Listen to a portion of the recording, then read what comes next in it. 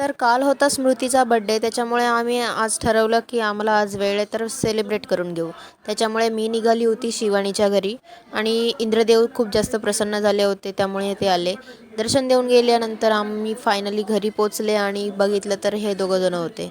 त्यांच्या घरात 2 माऊ आहेत. एक मला जज करण्यामध्ये बिझी होती आणि दुसरी आम्हाला स्टंट दाखवण्यामध्ये बिझी होती. ती लिटरली बोलते की हे बघा माझे स्टंट बघा किती भारी करते.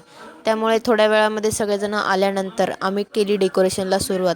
डेकोरेशन झाल्यावर आम्ही 400 रुपयाचा केक आणण्यासाठी चौघीजणी गेलो. डायरेक्ट थेट केक शॉपमध्ये केक चूज करायचा सोडून आम्ही फोटो काढत बसलो होतो. फायनली केक डिसाईड झाला आणि आम्ही निघालो घरी.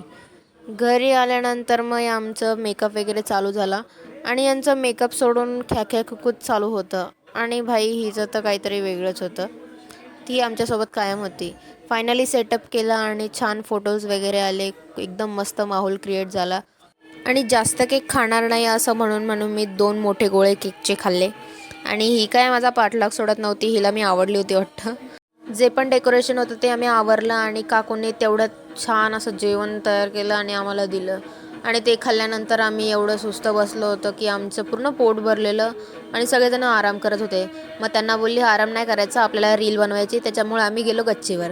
मग त्यांना मी रील शिकवायला लागली आणि 17 टेक झाल्यानंतर फायनली आमची रील तयार झाली आणि हिला बाय बोलून मी गेली घरी.